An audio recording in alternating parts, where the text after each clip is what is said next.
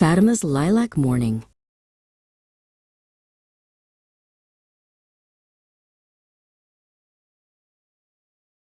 The sun peeked through the blinds on a crisp Thursday morning, casting long shadows across the floor. Outside, the air was a biting 35 degrees Fahrenheit, but inside, the house was warm and smelled faintly of toasted bread.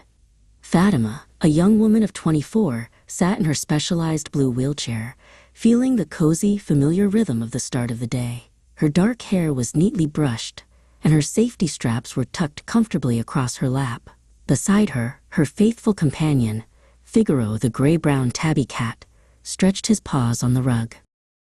Gulson entered the room with a bright smile, her dark hair catching the morning light.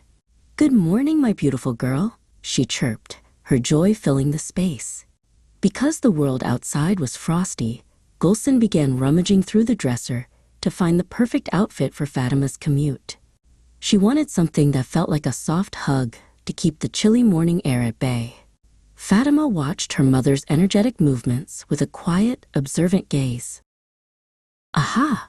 The lilac ones," Gulson exclaimed, pulling out 2 soft purple sweatshirts. Each one featured Minnie Mouse, spelled out in colorful, playful letters. Gulson held them up, her eyes sparkling.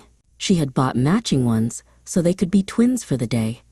To Gulson, the matching outfits were a celebration of their bond, a bright spot of color against the gray 35-degree morning. In her morning excitement, Gulson started dressing Fatima. She pulled a large, soft lilac sweatshirt over Fatima's head, but as the fabric settled, Gulson burst into giggles. The sleeves were twice as long as Fatima's arms, and the hem reached far past her knees.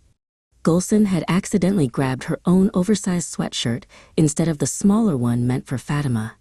Fatima blinked through the neck hole, looking like a tiny purple cloud in the giant garment. After a quick swap and a few more laughs, everyone was in the right size. Fatima looked lovely in her own lilac top, the fabric soft against her skin. Gulson stood beside her, checking the fit of the cuffs to make sure Fatima was perfectly comfortable for the journey ahead.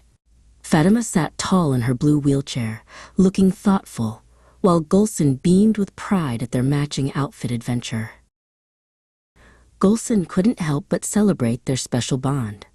She leaned in closer, placing a gentle, encouraging hand on Fatima's arm to get her attention.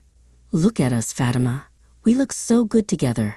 Gulson's joy was infectious. Her face lit up with a wide smile. Fatima, however, was starting to find the twin celebration a bit overwhelming. Her gaze began to drift away as she mentally prepared for her day.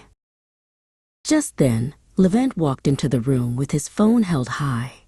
He saw his 2 favorite people in their matching purple and knew he had to capture the moment. "All right, ladies, say cheese," he called out, his thumb hovering over the camera button. He wanted a memory of this chilly Thursday morning to keep on his desk at work. Fatima remained still, her posture becoming more rigid. Fatima had had enough of the twinning and the flashing cameras. She didn't want a photo. She wanted her personal space. As Gulson tried to lean in for the shot, Fatima firmly raised her arm and pushed against Gulson's arm. It was a clear, decisive no, expressed without saying a single word. It was her way of saying that her body and her time belonged to her. The room went quiet for a heartbeat, and then Gulson began to laugh, a genuine, appreciative sound. Fatima raised her arm to shield her face, making her stance perfectly clear to everyone. Gulson realized in that moment that her daughter's autonomy was more important than any photo. Respecting Fatima meant honoring her right to set a boundary and say no in her own powerful way. Levent lowered his phone and smiled at his daughter with deep pride. "Message received, Fatima," he said softly, putting the device away. Parenting is a journey of deep love and, most importantly, deep respect for the person your child is. It means realizing that their voice, however it is expressed, is the most important one in the room. They were a family perfectly in sync, moving forward with love, dignity, and autonomy.